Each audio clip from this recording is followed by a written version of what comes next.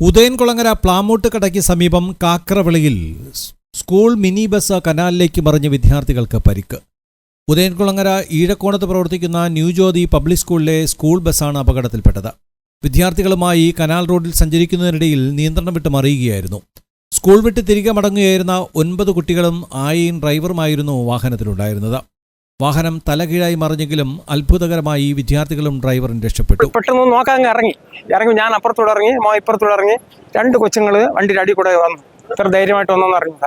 ഒരു പെൺകൊച്ചും ഒരു ആൺകൊച്ചും. അതിൻ്റെ ആ കൊച്ചിനാണെങ്കിൽ വലത്തെ കൈക്ക് പൊട്ടലുണ്ട്, വേദനയും വല്ലതുണ്ട്, പൊട്ടൽ തന്നെയാണ്. വേറൊരു ആൺകൊച്ചിന് അവിടെ കൂടെ വന്ന ആൺകൊച്ചിന് വേറെ കുഴപ്പമില്ല. ഇവിടുന്ന് ആര് കയറ്റി വിട്ടു. ആ കൊച്ചിനാണെങ്കിൽ ഇടത്തേക്കല്ല പൊട്ടൽ, നല്ല നീരുണ്ട്. കഴിഞ്ഞ 5 വർഷത്തിനിടയിൽ ഇവിടെ നടക്കുന്ന 9ാമത്തെ അപകടമാണിത്. മുമ്പ് ഇത്തരത്തിൽ 3 സ്കൂൾ ബസ്സുകൾ അപകടത്തിൽപ്പെട്ടിരുന്നു. ബണ്ട് റോഡിന്റെ വീതി കുറവാണ് ഇവിടെ സ്ഥിരം അപകടത്തിന് കാരണമാകുന്നതെന്ന് നാട്ടുകാർ പറഞ്ഞു. ഇതിനു മുമ്പും 3-4 തവണ വാഹനങ്ങൾ ഇതേ സ്ഥലത്ത് വീണിട്ടുണ്ട്. ഇവിടെ ഉള്ളൊരു കക്ഷി ഇവിടെ അടുത്തുണ്ടായിരുന്നു. പുള്ളി തലനാരിഴയ്ക്കാണ് രക്ഷപ്പെട്ടത്. അപ്പോൾ അങ്ങനെയുള്ള പ്രശ്നങ്ങളൊക്കെ തുടർക്കഥയാവുകയാണ്.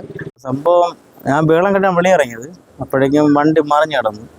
അപ്പോൾ നമ്മൾ തന്നെ പെട്ടെന്ന് ചാടി ഇറങ്ങി. നമ്മൾ 3 പേരുണ്ടായിരുന്നു. ആ വീട്ടിൽ 2 പേരുണ്ടായിരുന്നു. ഞാനും കൂടെ പിള്ളേരെല്ലാം എടുത്ത് വെളിയിലെടുത്ത്, പിന്നെ അകത്തുള്ള സാധനങ്ങളെല്ലാം കംപ്ലീറ്റ് എടുത്ത് ഡ്രൈവറെ സേഫായിട്ട് വെളിയിലെത്തിച്ച്. ഇതിൽ 4 കുട്ടികൾക്ക് പരിക്കുണ്ട്.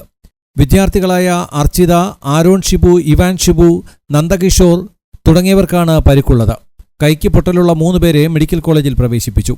കനാലിന് സമീപം വേലി നിർമ്മിക്കാത്തതും മഴക്കാല ശുചീകരണങ്ങൾ നടത്താതെ കാട് കയറി കനാൽ കാണാൻ സാധിക്കാത്ത നിലയിലായതും അപകട സാധ്യത കൂട്ടി.